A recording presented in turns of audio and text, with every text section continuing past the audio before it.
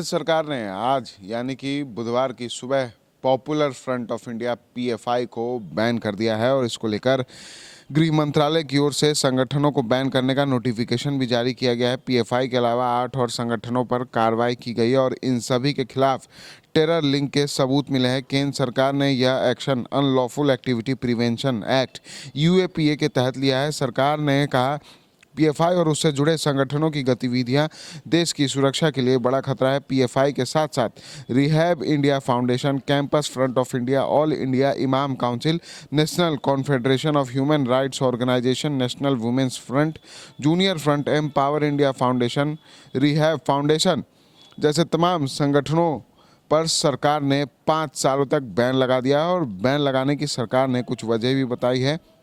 केंद्र सरकार ने कहा है पीएफआई और इससे जुड़े संगठन गैर कानूनी गतिविधियों को अंजाम दे रहे थे। ये गतिविधियां देश की सुरक्षा और अखंडता के लिए खतरा है। संगठनों की गतिविधियां देश की शांति और धार्मिक सद्भाव के लिए खतरा है। पीएफआई और इससे जुड़े संगठन देश में आतंकवाद का समर्थन कर रहे हैं। केंद्र सरकार यूएपीए के तहत 5 साल का प्रतिबंध लगा रही है। ये कदम एजेंसियों की जांच के बाद उठाया जा रहा है। एजेंसियों का कहना है कि पीएफआई के कुछ फाउंडिंग मेंबर सिमी के लीडर्स थे। इसके संबंध जमात उल मुजाहिदीन बांग्लादेश से थे।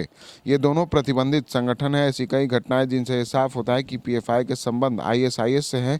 पीएफआई के कुछ सदस्यों ने इंटरनेशनल ऑर्गेनाइजेशन ज्वाइन किए। ये संगठन चुपके चुपके देश के एक तबके में यह भावना जगा रहा था कि देश में असुरक्षा है और इसके जरिए वो कट्टरपंथ को बढ़ावा दे रहा था। क्रिमिनल और टेरर केसेस से जाहिर है कि इस संगठन ने देश की संवैधानिक शक्ति के प्रति असम्मान दिखाया है। बाहर से मिल रही फंडिंग और वैचारिक समर्थन के चलते यह देश की आंतरिक सुरक्षा के लिए बड़ा खतरा बन गया। पीएफआई ने अपने सहयोगी और फ्रंट बनाए। इसका मकसद समाज में युवाओं, छात्रों, महिलाओं, वकीलों, इमामों और कमज़ोर वर्ग के बीच पैठ बढ़ाना था। इस पैठ बढ़ाने के पीछे पीएफआई का एकमात्र लक्ष्य अपनी मेंबरशिप, प्रभाव और फंड जुटाने की क्षमता को बढ़ाना था। आपको बता दें कि बीते दिनों लगातार एनआईए, ईडी और राज्य की पुलिस ने 22 और 27 सितंबर को पीएफआई और उससे जुड़े संगठनों पर ताबड़तोड़ छापेमारी की थी और पहले राउंड की छापेमारी में 106 पीएफआई से जुड़े लोग कार्यकर्ता गिरफ्तार हुए थे। वहीं 27 सितंबर को दूसरे राउंड की गिरफ्तारी में 250 जुड़े लोग गिरफ्तार और हिरासत में लिए गए थे, जिसके बाद जांच एजेंसियों को पीएफआई के खिलाफ पर्याप्त सबूत मिला और उसके बाद ये बड़ी कार्रवाई की गई, जिसमें केंद्र सरकार ने पॉपुलर फ्रंट ऑफ इंडिया को 5 साल के लिए बैन कर दिया है। आपको बता दें कि बीते दिनों पीएफआई के आतंकवाद से तार जुड़े पटना के फुलवारी शरीफ इलाके में मिले थे। उसके बाद से ही एनआईए हरकत में आ गई थी और लगातार छापेमारियां की जा रही थी और उसके बाद जब एनआईए को पर्याप्त सबूत मिल गए, पुख्ता सबूत मिल गए, तो उसके बाद केंद्र सरकार ने ये बड़ा कदम उठाया और गृह मंत्रालय की ओर से पीएफआई को 5 साल के लिए बैन कर दिया गया है। ऐसे ही तमाम खबरों के लिए बने रहते हैं एज न्यूज़ के साथ और देखते रहते हैं एज न्यूज़।